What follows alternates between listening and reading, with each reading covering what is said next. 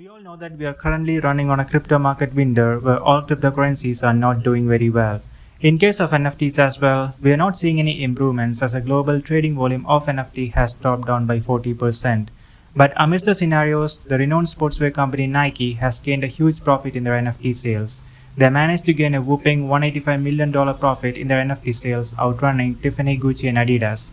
And that is a pretty impressive amount for a company who has just entered the NFT world. So Nike started releasing their NFTs back in April after acquiring a Web 3.0 company called Artifact, known by the acronym RTFCT. The first collection of the Nike's NFT is called CryptoKicks and it had 20,000 NFT tokens, out of which the token that was created by the famous Nike designer Takashi Muramaki contributed the most to the company's total NFT profit for the season. That token went for a price of $135,000 and it was bought by a person called Alisa Juami. The price of NFT tokens released by Nike had the huge peak at the initial moments just after the launch, and this peak was mainly due to collaborations, brand engagements and other promotions. But the peak was dipped to a stable price just after the end of these promotions. Other than Nike, many other companies in the clothing and fashion industries has begun their game in the NFT world. Dolce & Gabbana stands second to Nike in the NFT game by gaining a total of $25 million of profit in the season. Tiffany, Gucci and Adidas stands next with their profit margins on double-digit numbers. Next, we have a news about PayPal. One of the largest payment processing company has joined Coinbase's Travel Rule Universal Solution technology, which is commonly called Trust. So Trust is basically a solution designed to comply with a requirement known as Travel Rule and privacy of their customers. It was built by leading crypto exchanges to set the standard for travel rule compliance. So now the question to ask is, what is this travel rule? Well, according to Coinbase, the travel rule requires financial institutions to share certain basic information about their customers when sending funds over a certain amount to another financial institution. Custodial cryptocurrency exchanges, like other financial institutions, have to satisfy this rule, which was written before crypto even existed. The Trust network already has 38 members that includes several top crypto exchanges like Binance.us, Crypto.com, Gemini and Kraken, etc. And now PayPal too. Coinbase has welcomed PayPal officially by tweeting, "A warm welcome to PayPal for joining Trust, a global coalition that provides top-tier privacy and security safeguards to customers across jurisdictions while complying with the travel rule." Circle, which is a P2P payment application, also shown their support for the entry of PayPal into Trust by tweeting, "Big day for Trust Network as we welcome digital payment leader PayPal.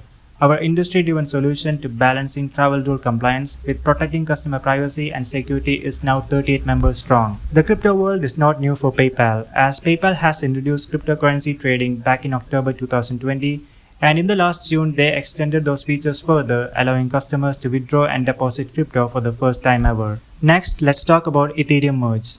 The much anticipated Ethereum merge is finally here, and Teku, a client of Ethereum 2.0, has officially released an update version 22.8.1 for all mainnet users to prepare for the merge. The Bellatrix upgrade that sets up the whole process of the merge is scheduled for September 6th on Beacon Chain. So all Ethereum mainnet users are required to upgrade the execution client before September 6th. Failure to upgrade the execution client before the Bellatrix upgrade will result in merge transition configuration error and the local terminal difficulty with terminal block hash mismatch with remote execution client values will invalidate the transition on the mainnet node. The latest update of the execution client mainly involves three components. First one is connecting to a local execution client's engine API and setting a default fee recipient by validators. Second is to set the Bellatrix port approach and TTD for the merge, allowing to configure multiple beacon nodes for a single validator client, and simplifying the use of standard REST API. And finally, bug fixes related to terminal POW block, debugs calculated payload, and repeated timeout exceptions. The developers are also predicting the final merge of Ethereum to happen between September 10th and September 20th, mostly pointing on September 15th, as when the Bellatrix update has been completed, the Paris update will shift mainnet to proof of stake after a final terminal total difficulty has been reached. The TTD represents the total mining difficulty level on the network, and according to Ethereum Foundation, this value is expected to hit between September 10th and 20th. After the TTD value has been hit, the subsequent block will be produced by a Beacon Chain validator, and this will signify the completion of the mainnet merge, launching the Ethereum network fully into POS, and that is something we are all looking forward to. So the next news is about the ongoing Tornado Cash money laundering case and the arrest of the software developer Alex Parsley. So this developer was arrested on August 10th by Netherlands police on account for money laundering through the newly sanctioned crypto mixing service Tornado Cash.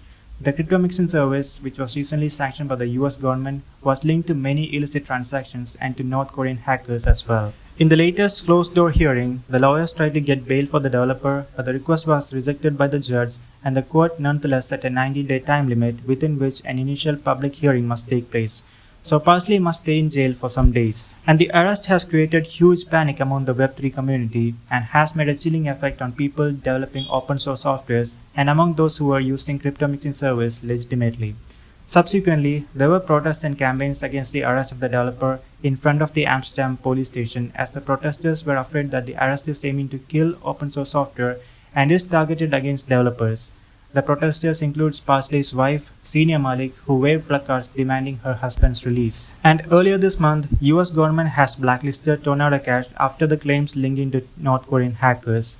And after that, Circle, the issuer of stablecoin USDC, has blacklisted Tornado Cash smart contracts, while Tether and Paxos still hasn't bought any contracts with Tornado Cash. So that's all for today. Hope you enjoyed this beautiful update session. If you do, don't forget to hit the like button and subscribe to this channel for more news on crypto, finance and NFT. Thank you and have a nice day.